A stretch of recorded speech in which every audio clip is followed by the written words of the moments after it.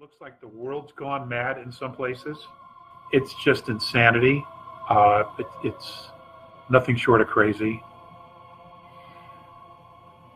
But it's to be expected with everything that's going on.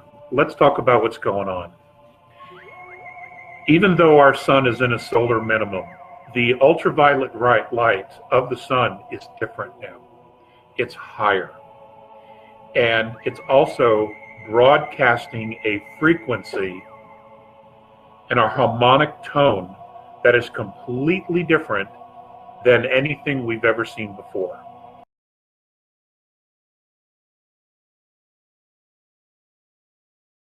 Now, I don't know exactly when it started, but nonetheless, they're watching it now.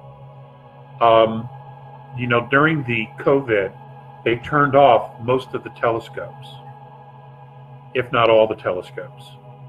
But some of the bigger ones on the planet, like down in Chile and the ones in Europe and in Asia, Hawaii, they were turned off because of the coronavirus. So they're just now putting those back online, and they're seeing some things and analyzing data for the very first time.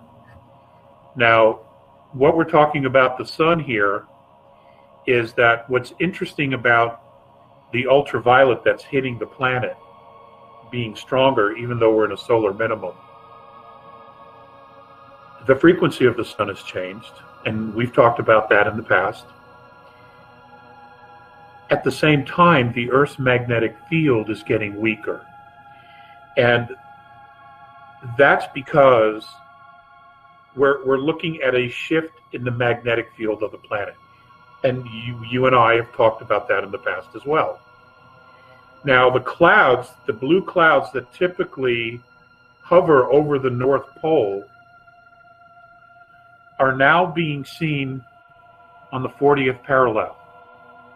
That's 40 degrees further south than they've ever been. So we know that there's a lot going on with the magnetic field. And they're not saying a whole lot. And what's interesting is, they had most of that data shut down during the coronavirus. So it's interesting that it's flipping. Okay, the magnetic field is flipping. And at some point it's going to flip. We don't know if we have months or a year or two, maybe at most, before the magnetic field flips. Now, what's interesting about that is that it's important